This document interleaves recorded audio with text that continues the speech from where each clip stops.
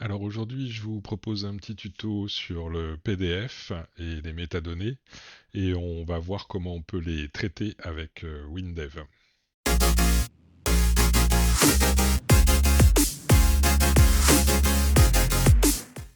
Alors pour illustrer ce tuto, je vous ai fait un petit projet très basique. On a ici la liste des documents qu'on va afficher. Ici, on aura sur la fenêtre les métadonnées des différents documents. Donc on pourra voir avec ce bouton comment on fait l'extraction. Ici, nous avons un bouton qui va nous permettre de visualiser en fait le document dans le lecteur PDF de WinDev. Et ici, je vous ai créé un petit bouton qui vous permettra qui nous permettra, de modifier les métadonnées. Allez, je vous montre et puis ensuite on regarde comment est fait le programme. Alors le projet créé est très simple. Ici, j'appuie, j'ai la liste des documents.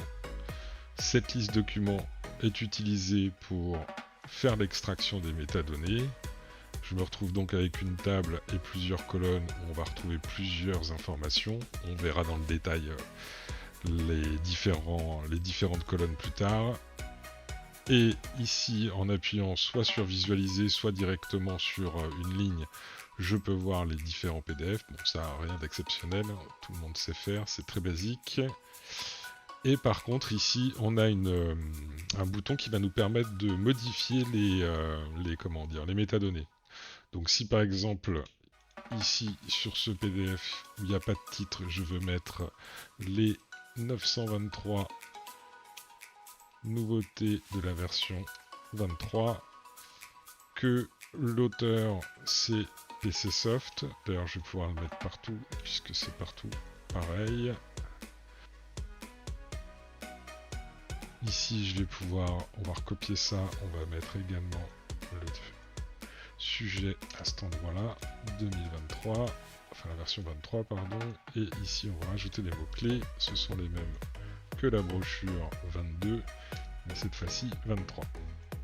Donc là, on va revenir au début de notre table, et je vais lancer la mise à jour des données.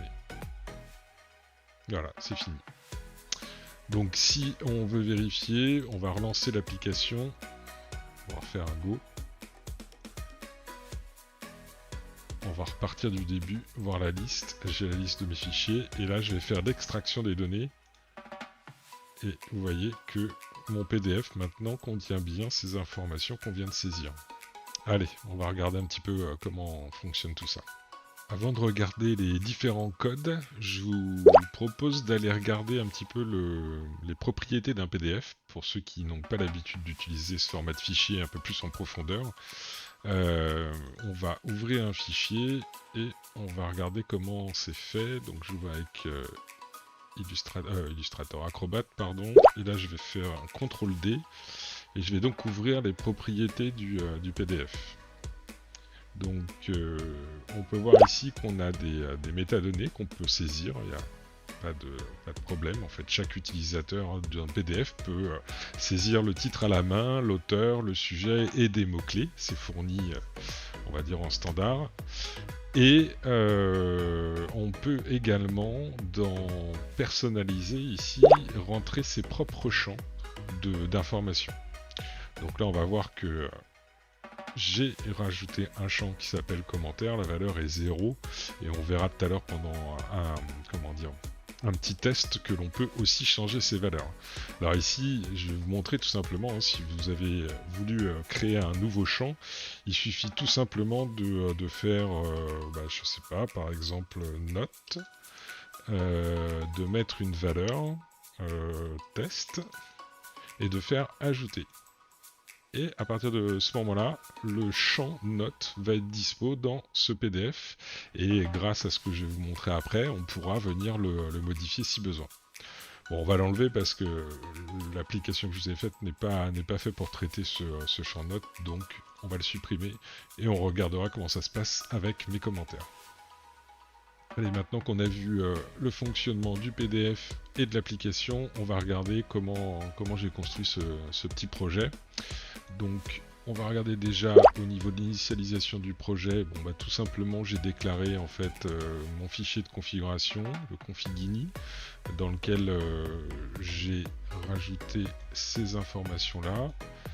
Alors, hop, je vous montre config.ini.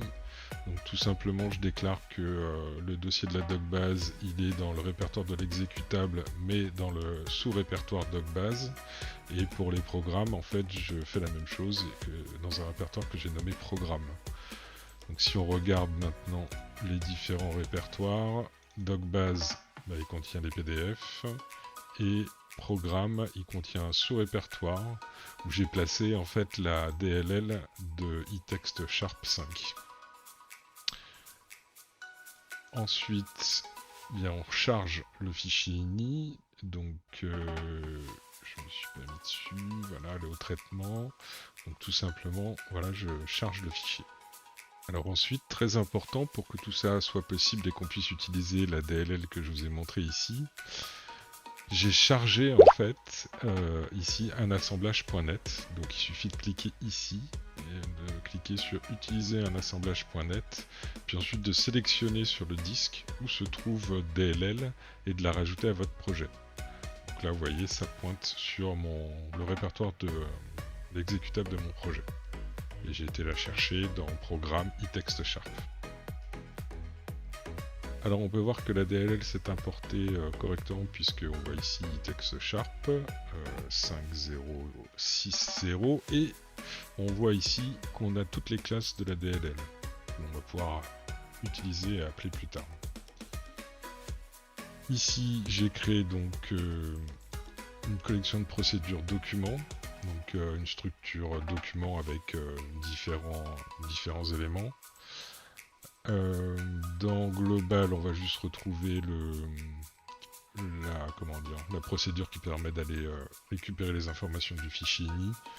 Et dans Metadata, justement, on va retrouver la procédure qui permet de faire l'extraction des métadatas et son écriture. Enfin, et l'écriture. Allez, on va retourner dans la fenêtre. Donc depuis la fenêtre, on va disséquer un petit peu tout ça. Donc on va regarder déjà le premier. Alors on va regarder déjà l'initialisation de la fenêtre. Donc j'ai déclaré un tableau que j'ai appelé tab fichier, qui est un tableau de st fichier que j'ai déclaré dans Global ici, avec juste le chemin complet, le répertoire et le nom. Ici. Ensuite j'ai déclaré un tab document qui est un tableau de st document, alors je vous l'ai montré tout à l'heure, il est ici dans la collection de procédures. J'ai également déclaré un S fichier en cours, c'est pour juste récupérer le chemin du fichier qui sera sélectionné dans la liste des métadonnées.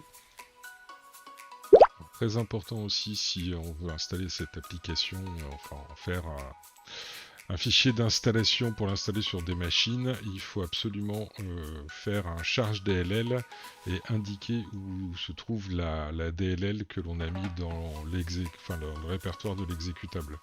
Donc dans le sous-dossier iText Sharp et indiquer donc le nom de la DLL. J'ai donc ensuite lié mes tables à mes variables que j'ai déclarées comme des tableaux. Ici vous voyez dans contenu, tab fichier, pareil pour la liste des métadonnées, mais cette fois-ci j'ai pointé vers tab document, voilà. Puis bien sûr j'ai relié toutes mes colonnes à mes différents éléments de mon tableau, de ma variable. Ici tout simplement le code. On va aller chercher tous les fichiers PDF présents dans le répertoire de la docbase et en fonction de ça on va les ajouter directement dans le tableau tab fichier. Puis ensuite on va afficher les informations qu'on a récupérées qui se trouvent dans le tableau à l'intérieur de la table avec un table affiche. Alors après, pour l'extraction des données, on va faire code, Donc pour toutes les lignes de la table doc-base, donc la table qui est ici, je vais lancer la procédure extract metadata. Allez au traitement. Donc la procédure extract metadata, elle reçoit le chemin complet en provenance de la table. Ici j'ai déclaré quelques variables pour pouvoir récupérer des informations plus facilement par la suite. Je fais un premier test, je vérifie que mon chemin complet n'est pas vide et que la taille de mon fichier n'est pas à 0, parce que si c'était le cas, j'aurai un crash de WinDev dès qu'il va commencer à vouloir lire le fichier avec cette ligne là. Ensuite on va lire le fichier, donc avec cette ligne. Ici on passe le fichier, le nom du chemin complet du fichier. Là, on déclare une autre variable, on va récupérer les informations du PCLRead qu'on a déclaré au-dessus. Bon, ça, ce sont des éléments de base, hein. À partir du chemin du fichier, je récupère quelques infos comme le nom du fichier, l'extension et le chemin complet. Ici, j'ai une petite procédure qui va permettre, on va aller à la procédure, de transformer la taille du fichier en entier et de la mettre en quelque chose d'un peu plus lisible, c'est-à-dire avec une unité de mesure. On va faire un retour. Hop. Alors c'est à partir de la ligne 32 que on va commencer à aller chercher des métadonnées qui se trouvent à l'intérieur du PDF. Donc ligne 32, 33, 34, enfin toutes les premières lignes là, on va chercher les métadonnées de base, celle-ci aussi d'ailleurs. Donc le titre, l'auteur, le sujet, les mots-clés, la date de création et la date de modification. Ici je retransforme la date de création pour pouvoir l'incorporer au format date dans ma structure document. Et ensuite je fais pareil pour modification. Je récupère avec un get number of pages la quantité de pages du document. Et ici, je récupère également comment est produit avec quel outil a été produit le PDF. Donc tout ça, c'est on va dire des éléments de base qui sont fournis dans eText Sharp pour récupérer en fait l'information. Le getItem, le number of pages. Alors on peut faire beaucoup de choses avec eText, là c'est juste de la lecture de métadonnées, ce que l'on va voir, mais on pourra aller beaucoup plus loin. Dans mon activité, mon travail, on utilise le PDF à haut niveau et je peux vous dire qu'on peut faire beaucoup de choses avec. Sur cette dernière ligne, la ligne 44, enfin l'avant-dernière, je vais en fait récupérer, je ne sais pas si vous vous souvenez, tout à l'heure dans le PDF, je vous avais montré comment rajouter un champ supplémentaire qui ne fait pas partie des champs fournis ou des informations fournies de base dans le PDF. Donc vous voyez, en fait, tout simplement, j'avais le nom de mon champ qui était mes commentaires, tout simplement, comme pour les autres champs, je fais un getItem, guillemets, mes commentaires, et je ferme les guillemets, et je vais pouvoir récupérer mes commentaires. Ensuite, tout simplement, je rajoute la structure document temp à mon tableau de documents. Du coup, après avoir exécuté la procédure extract metadata, je fais un table affiche et j'ai mes données qui vont s'afficher dans le tableau. Alors ensuite, dans la table, j'ai juste rajouté ça, je renvoie en fait le chemin complet dans cette variable et j'exécute à chaque sélection, j'exécute en fait le bouton visualiser. Le bouton visualiser, c'est assez simple, je vérifie que le fichier existe, sinon ça va faire planter l'application. Et ensuite, je fais lecteur PDF ouvre, le nom du lecteur PDF, donc celui-ci, c'est le nom qu'on a donné à cet élément, et je lui envoie le chemin complet du fichier PDF. Pour terminer la revue de ce petit projet, le dernier bouton qui va permettre de mettre à jour les métadonnées. On va faire code. Bon, lui, il regarde si la table est vide. Si c'est pas vide, eh bien il va lire toutes les lignes et il va exécuter la procédure d'écriture de métadonnées, des métadatas, que l'on va regarder tout de suite. Donc en fait elle reçoit cette procédure, le titre, l'auteur, le sujet, les mots-clés, les commentaires et le chemin du fichier. En fait tous les éléments qui sont que l'on peut modifier en fait dans la table et qu'on est susceptible de modifier dans le PDF. Donc encore une fois, je réouvre le PDF, je vais chercher son flux, et puis une fois que j'ai récupéré tout ça, en fait, c'est comme ça, je vais faire un set au lieu de faire un get sur les items, et sur l'item title, eh bien, je vais lui envoyer la variable title qui sera issue de ma table.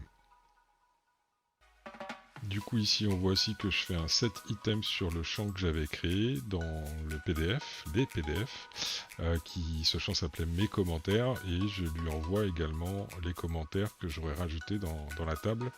Il faut savoir que si le champ n'était pas déjà disponible à l'intérieur du PDF, rien que le fait de le marquer comme ça avec set item, et d'inscrire ici le nom du champ et sa valeur, ça aurait créé directement le champ dans le PDF. Puis ensuite, en fait, je vais fermer le PDF, tout simplement. Nous arrivons donc à la fin de ce tuto. Ce que je vous propose, c'est d'ouvrir une dernière fois l'application et de modifier un des champs commentaires, donc un des champs perso que nous avons ajouté dans le PDF. On va se positionner sur la dernière ligne ici et on va rajouter dans commentaires juste ça. Voilà, on va faire mettre à jour les métadonnées, et pour vérifier que tout ça a bien fonctionné, nous allons dans la docbase pour ouvrir le document concerné, un petit CTRL D, et vous voyez que dans mes commentaires, j'ai bien ce que je viens d'inscrire directement dans l'application. Et bien voilà, ce tuto est maintenant terminé. J'espère qu'il pourra vous aider dans vos développements. N'hésitez pas à laisser des commentaires et à vous abonner à la chaîne. Ça fait toujours plaisir de voir que des gens s'intéressent à ce que l'on fait. Je vous mettrai un petit lien pour télécharger un fichier zip du projet, comme ça vous évitera de tout retaper si vous voulez faire des tests. Je vous souhaite une excellente journée et puis je vous dis à bientôt pour un prochain tuto.